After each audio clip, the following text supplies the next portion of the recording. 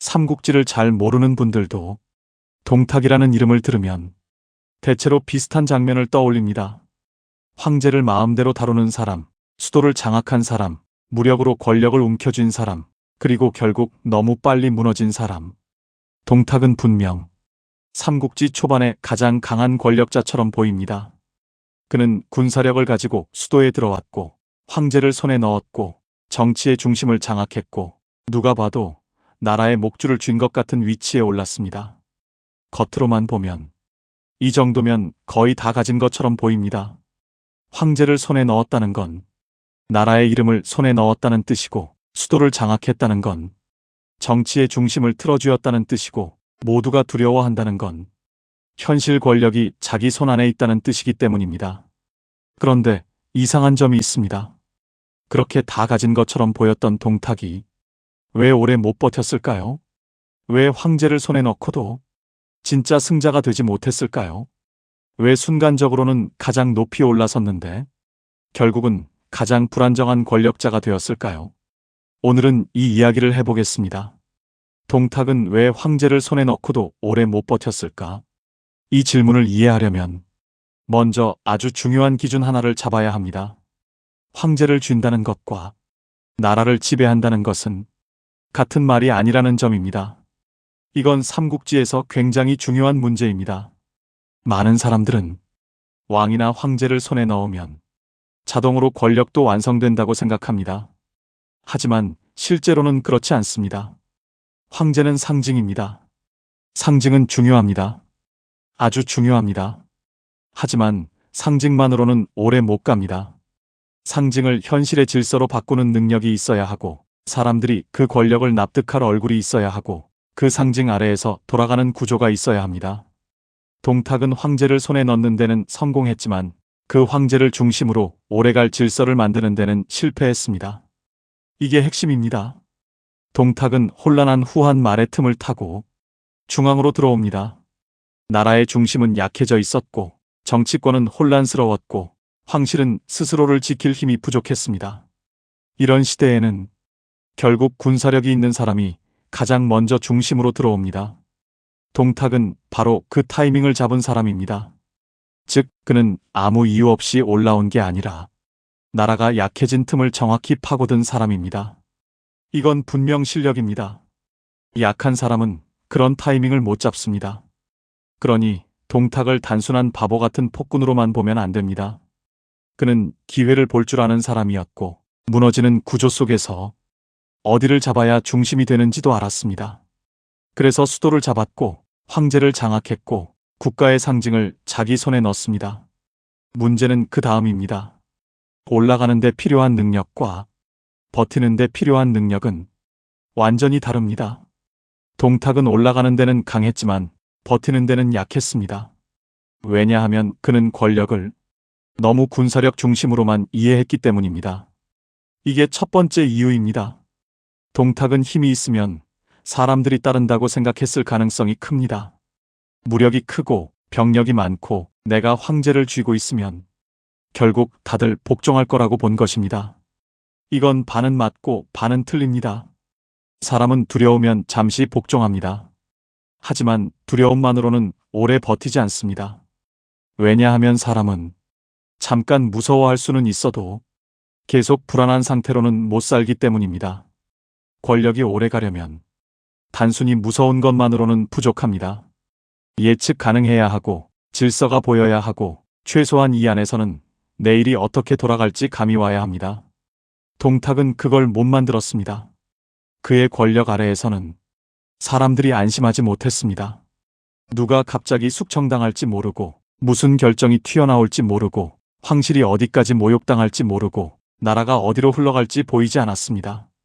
즉, 동탁의 권력은 강했지만 안정적이지 않았습니다. 강한 권력과 안정된 권력은 다릅니다. 동탁은 첫 번째만 있었고 두 번째가 약했습니다. 이게 오래 못 간 첫 번째 이유입니다. 두 번째 이유는 그가 황제를 보호해야 할 상징이 아니라 이용할 수 있는 도구처럼 너무 노골적으로 다뤘다는 점입니다. 여기서 권력의 미묘한 차이가 나옵니다. 황제를 쥐는 것 자체는 중요합니다. 하지만 황제를 쥔 뒤에 사람들에게 어떻게 보이느냐가 더 중요합니다. 겉으로는 황실을 지키는 사람처럼 보여야 하고, 질서를 회복하는 사람처럼 보여야 하고, 나라를 다시 세우려는 사람처럼 보여야 합니다. 그래야 사람들이 적어도 어느 정도는 납득합니다. 하지만 동탁은 너무 거칠었습니다. 황제를 교체하고 황실을 좌지우지하고 권력을 사적으로 휘두르는 모습이 너무 노골적으로 보였습니다. 이건 치명적입니다. 사람들이 보기 시작합니다. 저 사람은 나라를 세우는 게 아니라 그냥 황제를 앞세워 자기 권력만 키우는구나. 이 순간부터 권력은 약해집니다. 왜냐하면 사람들은 강한 권력을 싫어하지 않을 수도 있지만 노골적으로 사적인 권력은 훨씬 더 빨리 미워하기 때문입니다. 즉, 동탁은 황제를 가졌지만 황제의 권위를 자기 권위로 자연스럽게 연결하지 못했습니다. 오히려 황제의 권위를 훼손하는 사람처럼 보였습니다. 그러니 황제를 손에 넣고도 황제의 힘을 자기 편으로 만들지 못한 셈입니다. 세 번째 이유는 그가 사람의 마음을 너무 가볍게 봤다는 점입니다. 이건 매우 중요합니다. 큰 권력자들은 종종 착각합니다. 사람의 마음 같은 건 중요하지 않다.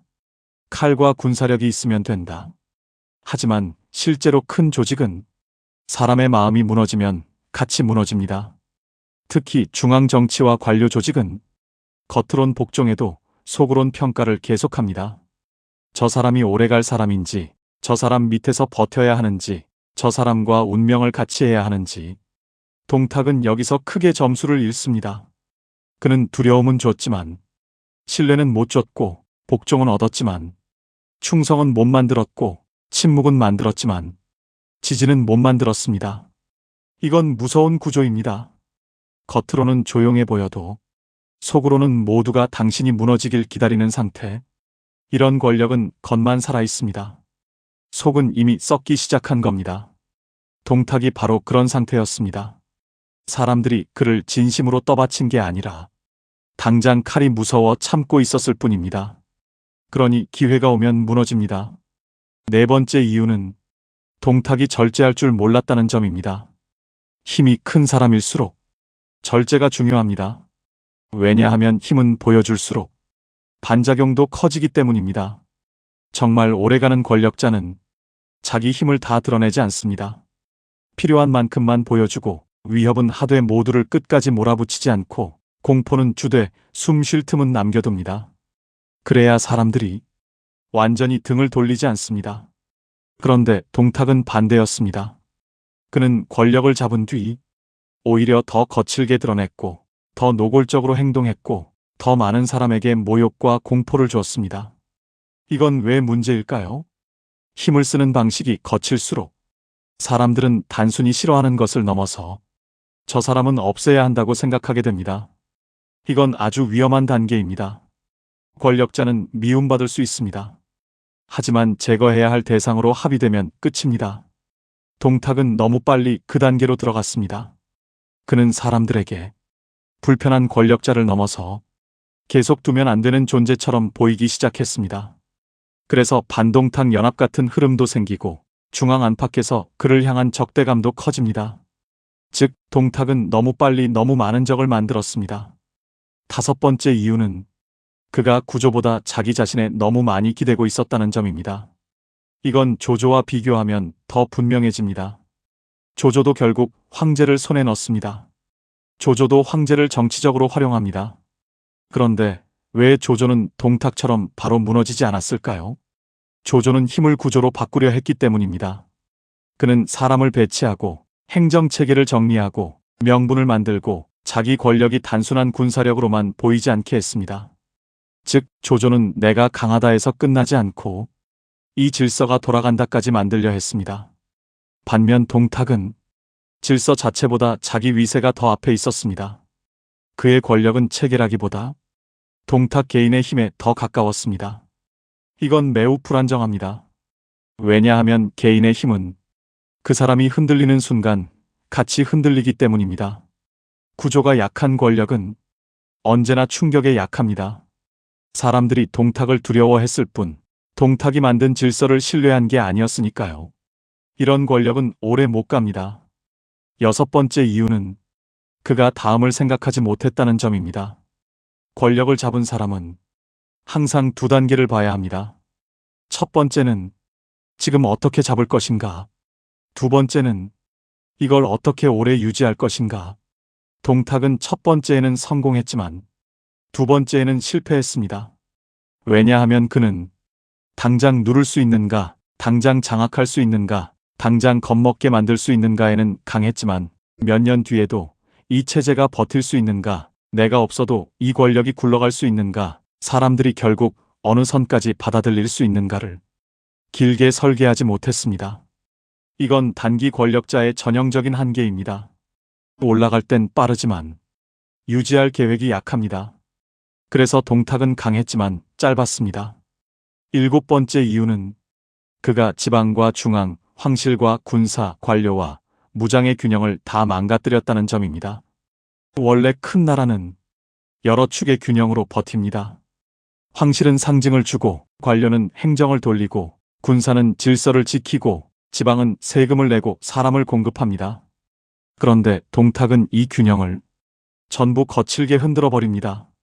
황실은 도구가 되고, 관료는 겁을 먹고, 군사는 정치의 주인이 되고, 수도는 불안해지고, 지방은 더 멀어집니다. 이러면 무슨 일이 생기느냐? 겉으로는 내가 다 쥔 것 같아도 실제로는 모든 축이 동시에 약해집니다. 즉, 권력이 커진 것 같지만 국가 자체는 더 약해집니다. 그리고 국가가 약해질수록 그 권력자도 더 오래 못 갑니다. 왜냐하면 그를 떠받칠 기반 자체가 무너지기 때문입니다. 동탁은 이걸 이해하지 못했습니다. 그래서 권력을 잡을수록 자기 발밑의 땅도 무너뜨렸습니다. 여덟 번째 이유는 그가 자기 이미지를 통제하지 못했다는 점입니다. 큰 권력자는 실제 힘만큼 보이는 얼굴도 중요합니다. 사람들이 나를 무엇으로 해석하는가, 나를 어떤 상징으로 받아들이는가, 이게 너무 중요합니다. 동탁은 자기 얼굴을 질서를 세우는 사람으로 만들지 못했습니다. 오히려 나라를 망가뜨리는 사람, 황제를 욕보이는 사람, 힘으로만 누르는 사람, 이런 얼굴로 각인됩니다. 이건 정치적으로 치명적입니다. 사람들은 강자를 두려워할 수 있지만 나라를 망치는 얼굴이라고 느끼는 순간 그 강자를 오래 두지 않으려 합니다. 동탁은 황제를 가졌지만 황제의 이름으로 자기 이미지를 세우는데 실패했고 그 결과 사람들의 머릿속에서는 정당한 권력자가 아니라 파괴자로 남았습니다. 이러면 버티기 어렵습니다. 아홉 번째 이유는 동탁이 결국 난세의 첫 번째 큰 권력자였지만 난세를 다루는 법을 몰랐다는 점입니다. 이건 아이러니합니다. 난세에는 강한 사람이 올라옵니다. 동탁도 그래서 올라왔습니다. 하지만 난세일수록 더 정교한 권력 운영이 필요합니다. 왜냐하면 모두가 예민하고 모두가 기회를 노리고 모두가 불안하기 때문입니다. 이럴 때는 힘만 세다고 되는 게 아니라 그 힘을 어떤 얼굴로 보여줄지, 어디까지 누르고 어디서 멈출지, 누구를 적으로 만들고 누구를 내 편으로 둘지 정교하게 계산해야 합니다. 동탁은 여기에 약했습니다. 그래서 그는 난세가 부른 인물이긴 했지만 난세를 끝까지 버틸 수 있는 인물은 아니었습니다. 결국 동탁은 왜 황제를 손에 넣고도 오래 못 버텼을까요? 이제 한 문장으로 정리할 수 있습니다. 그는 황제라는 상징은 손에 넣었지만 그 상징을 오래가는 질서와 명분과 구조로 바꾸지 못했고 오히려 두려움과 모욕과 불안을 너무 크게 만들어 스스로 자기 권력의 바닥을 무너뜨렸기 때문입니다. 즉, 동탁은 황제를 가졌지만 나라를 얻지 못했고 권력을 잡았지만 권력이 오래가게 만들지는 못했습니다. 그래서 그는 잠깐 가장 높이 올라갔지만 결국 가장 불안정한 권력자로 남았습니다. 이게 삼국지 초반이 주는 아주 큰 교훈입니다. 상징을 가진다고 끝이 아니고 중심을 장악했다고 완성도 아니며 진짜 권력은 사람들이 견딜 수 있는 질서로 바뀌었을 때 비로소 오래간다는 것. 동탁은 그 문턱을 넘지 못했습니다. 오늘 이야기를 한 줄로 정리하면 이렇습니다. 동탁은 황제를 손에 넣는 데는 성공했지만 그 황제를 중심으로 사람들이 받아들일 수 있는 질서와 명분을 만들지 못했기 때문에 권력의 정점에 서고도 오래 버티지 못했습니다. 다음 편에서는 관도대전은 왜 조조의 운명을 완전히 바꾼 전투가 되었는지, 왜 큰 세력보다 정확한 결단이 승부를 가르는지를 쉽게 풀어보겠습니다.